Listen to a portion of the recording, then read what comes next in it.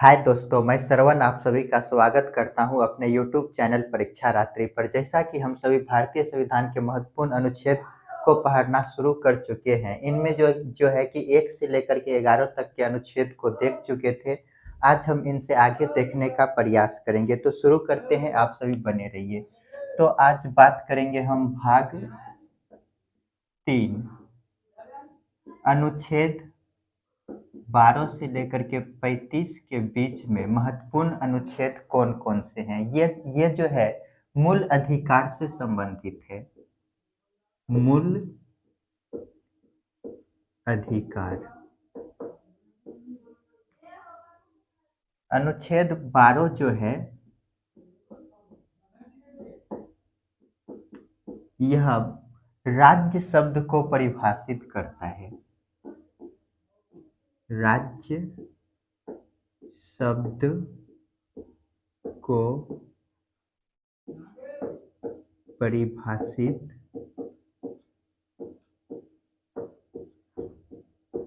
करता है। अनुच्छेद 13 जो है मौलिक अधिकार के विरुद्ध सरकार ऐसा कानून नहीं बनाएगा जो कि मौलिक अधिकारों का उल्लंघन करे। तो ऐसा कानून नहीं बनाया जाएगा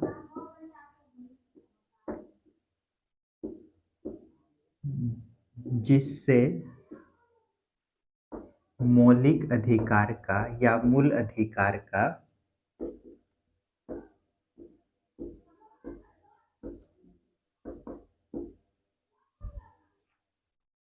का हनन हो।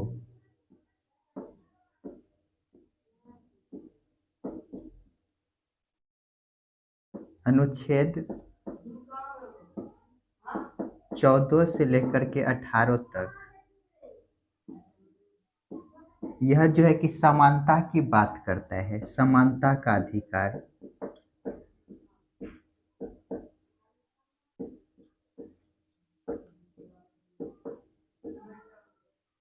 अनुच्छेद 19 से लेकर 23 तक जो है स्वतंत्रता का अधिकार।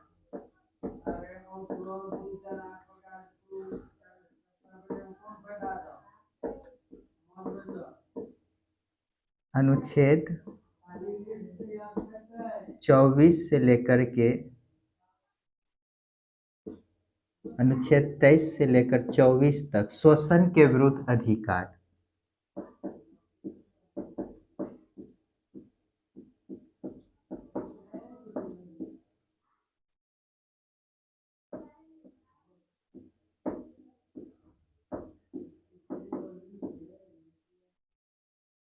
अनुच्छेद 25 से लेकर 28 तक धार्मिक स्वतंत्रता की बात करता है। धार्मिक स्वतंत्रता। अनुच्छेद 29 से 30 यह अल्पसंख्यकों के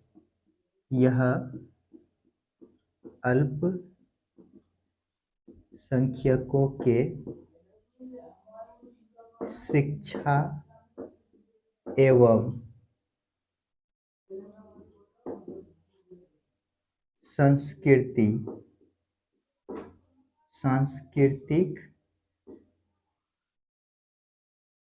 अधिकार। यह अल्पसंख्यकों को शिक्षा एवं सांस्कृतिक अधिकार प्रदान करता है।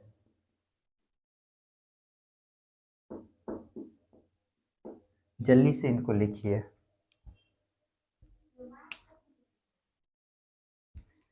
तो पहले इनको समझ लेते हैं। ये भाग जो 3 है अनुच्छेद 12 से लेकर के 35 तक यह मूल अधिकार से संबंधित है। यह मूल अधिकार है। तो ये जो है कि अनुच्छेद 12 जो है ये राज्य शब्द को परिभाषित करता है केंद्र के अंदर जो राज्य होते हैं, राज्य शब्द क्या है, इन सब की परिभाषा अनुच्छेद 12 में किया गया है। अनुच्छेद 13 जो है यह कहता है ऐसा कानून नहीं बनाया जाएगा जो कि मूल अधिकारों का हनन उल्लंघन करता हो। हनन या उल्लंघन लिख लीजिए, उल्लंघन करता हो।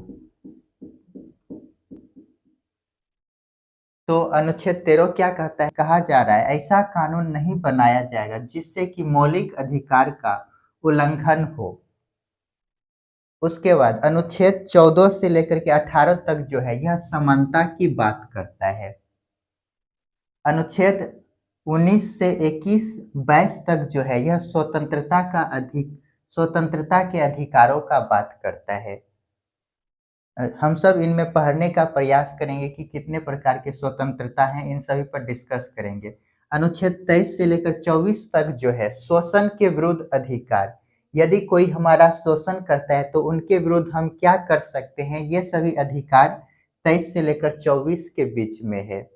अनुच्छेद 25 से लेकर 28 तक जो है यह धार्मिक स्वतंत्रता, धर्म के अपनाने या नहीं अपनाने के विरुद्ध कौन कौन से स्वतंत्रता दिए गए हैं, इनके बारे में हम 25 से लेकर 28 के बीच पढ़ेंगे। 29 से लेकर 30 तक यह अल्पसंख्यकों को प्राप्त है कि वह शिक्षा एवं सांस्कृतिक अधिकार, वे शिक्षा और संस्कृति का अपने सम को बढ़ावा दे, यही अधिकार है। अर्थात हम कह सकते हैं यह अल्पसंख्यकों को शिक्षा एवं सांस्कृतिक अधिकार प्रदान करता है। तो जल्दी से इनको लिखिए। चलिए इनको मिटाते हैं।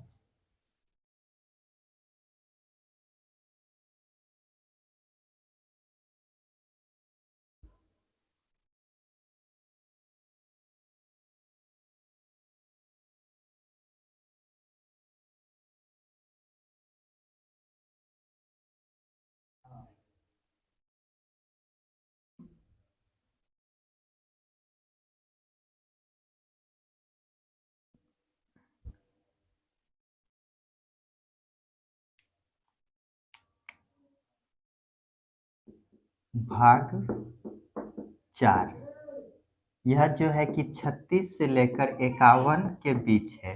यह राज्य के नीति निर्देशक तत्व से संबंधित है। राज्य के नीति निर्देशक तत्व जिसको कि डीपीएसपी बोला जाता है, डीपीएसपी। तो अनुच्छेद 36 जो है कि ये जो है कि जैसे हम 12 पढ़े थे, राज्य शब्द को परिभाषित करता है। आर्टिकल 36 भी राज्य शब्द को ही परिभाषित करता है। राज्य शब्द को परिभाषित करता है।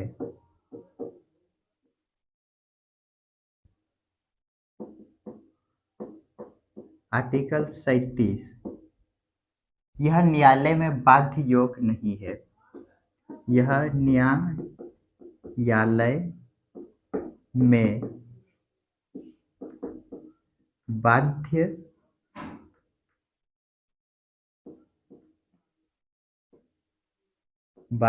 योग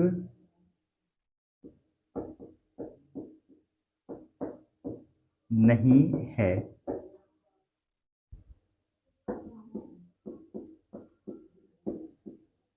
आर्टिकल 38, लोक कल्याणकारी राज्य की स्थापना।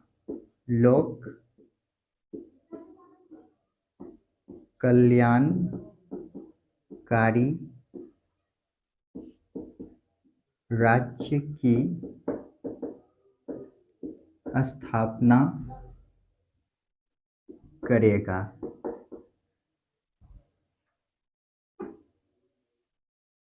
आर्टिकल 40, ग्राम पंचायत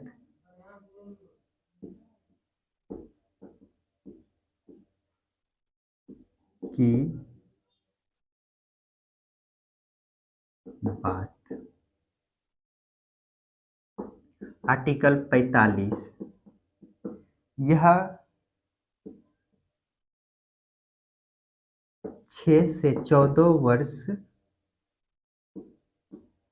के बच्चे को सरकार अनिवार्य शिक्षा एवं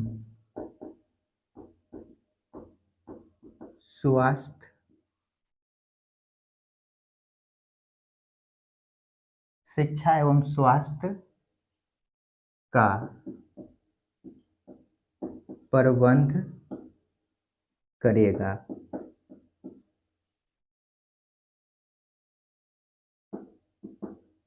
आर्टिकल 47, यह मद्य निषेध की बात करता है। आर्टिकल 48 जो है कृषि और पशुपालन की बात करता है। कृषि और पशुपालन।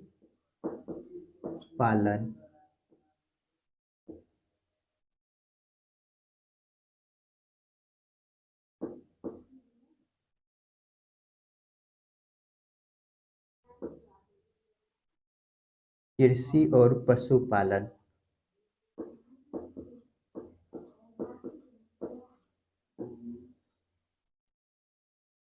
इसी के अंतर्गत 38 को पर्यावरण संरक्षण की बात करता है। पर्यावरण संरक्षण।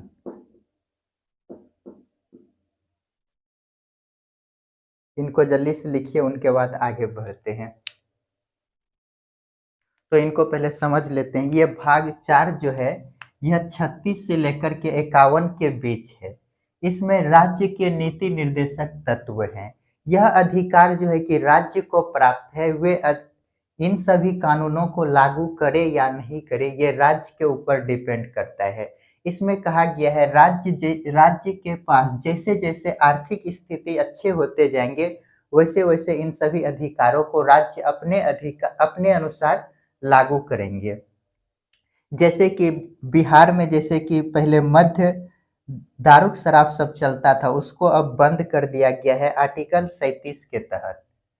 तो आर्टिकल 36 जो है कि यह क्या कहता है, यह जो है कि राज्य शब्द को परिभाषित करता है। राज्य होने के लिए क्या चाहिए, पहले तो हमारे पास भूमि चाहिए, वहां पर कुछ जनसंख्या चाहिए, उसके बाद वे जिला बनेंगे, धीरे धीरे राज्य बनेंगे। तो राज्य में किसका पद होना चाहिए, राज्यपाल, उसके बाद मुख्यमंत्री, इन सभी महान्यायवादी महाधिवक्ता सबका पद सब होना चाहिए। इन सभी का डिस्कस राज्य शब्द की परिभाषा में आ जाता है।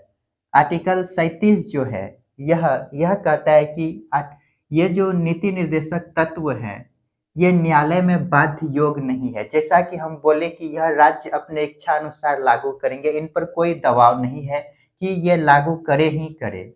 तो यह क्या है, न्यायालय में बाध्य योग नहीं है। आर्टिकल 38 क्या कहता है, लोक कल्याणकारी राज्य की स्थापना करेगा। ऐसा राज्य जहां पर कि लोक कल्याणकारी अर्थात सभी प्रकार की सुविधा उपलब्ध हो। आर्टिकल 40 कहता है ग्राम पंचायत की स्थापना की बात करता है। गांधी जी का सपना ग्राम पंचायत की बात करता है। आर्टिकल 45 जो है यह कहता है 6 से 14 वर्ष के बच्चों के लिए अनिवार्य शिक्षा एवं स्वास्थ्य का प्रबंध करेगा। अनिवार्य शिक्षा और स्वास्थ्य का प्रबंध करेगा। कौन करेगा, तो सरकार करेगा। आर्टिकल 37 क्या कहता है, मद्य निषेध अर्थात नशीले पदार्थों का त्याग। शराब यहाँ पे लिख लेते हैं, शराब इन सभी पर रोक लगाने की बात आर्टिकल 37 करते हैं। इसी के तहत बिहार जो है कि अपने राज्य में मद्य निषेध को लागू कर दिया गया। यहाँ पर दारू शराब बंद है। आर्टिकल 38 क्या कहता है? कृषि और पशुपालन की बढ़ावा देने की बात करता है। आर्टिकल 38 इसी के तहत 48 को में क्या है? पर्यावरण संरक्षण। राज्य जो है कि पर्यावरण संरक्षण की ओर कदम उठाए, इनके बारे में चर्चा किया गया। जल्दी से इनको लिखिए।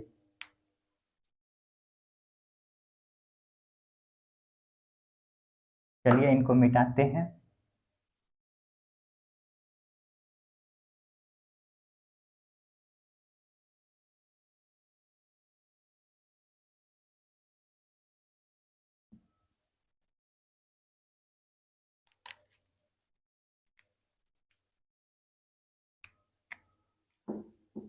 आर्टिकल 49 यह कहता है ऐतिहासिक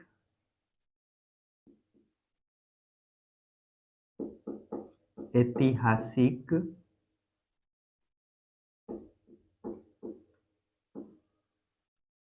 स्मारक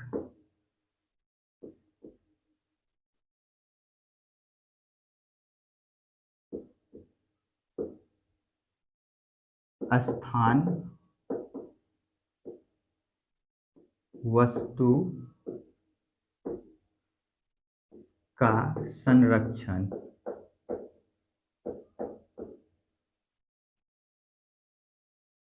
आर्टिकल 50 कार्यपालिका और न्यायपालिका का पृथक्करण। कार्यपालिका तथा न्यायपालिका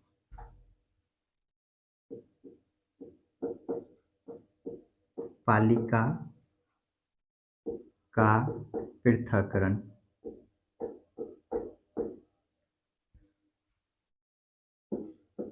आर्टिकल 51 अंतर्राष्ट्रीय शांति और सुरक्षा बनाए रखना। अंतर्राष्ट्रीय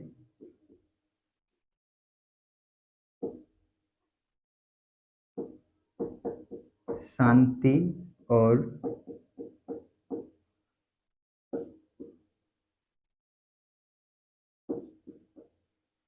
सुरक्षा बनाए रखना। तो आर्टिकल जल्दी से पहले इनको लिख लीजिए, तब समझेंगे।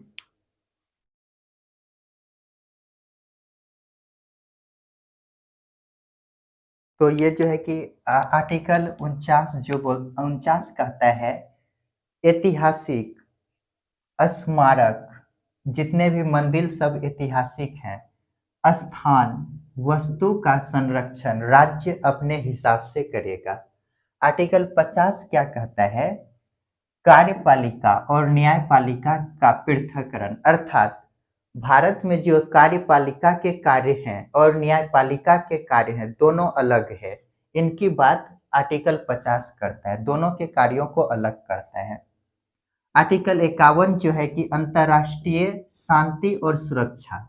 राष्ट्रीय हो गया देश के अंदर, अंतर्राष्ट्रीय हो गया अपने देश और पड़ोसी देश के बीच शांति और सुरक्षा बनाए रखने का कार्य करेगा।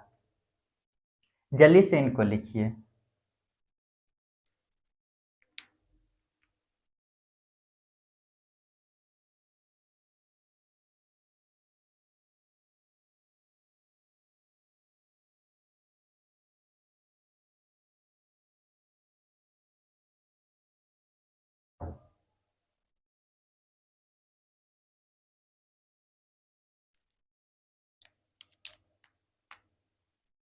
भाग 4 को अनुच्छेद जो है 51 को के तहत मौलिक कर्तव्य को रखा गया है।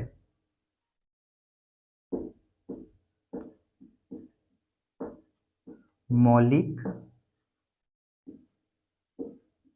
कर्तव्य।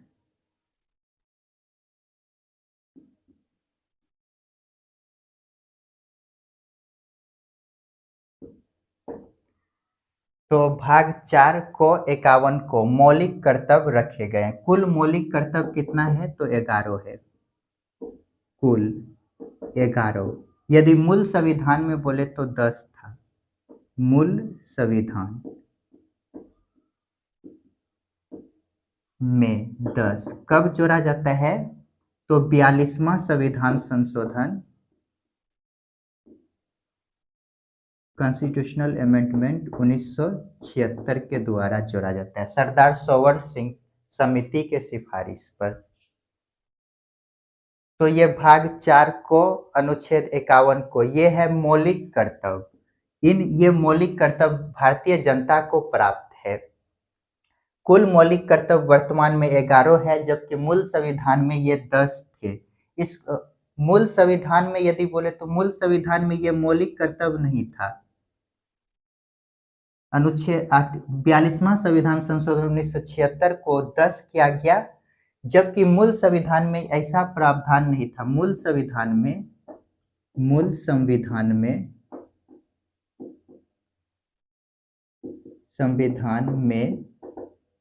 मौलिक कर्तव्य नहीं था। मौलिक कर्तव्य नहीं था, तो इसको 42वां संविधान संशोधन करके जोड़ा जाता है। तो जब जोड़ा गया तो उस समय कितना था? 10। अभी वर्तमान में कितना है? टोटल 11। जल्दी से इनको लिखिए।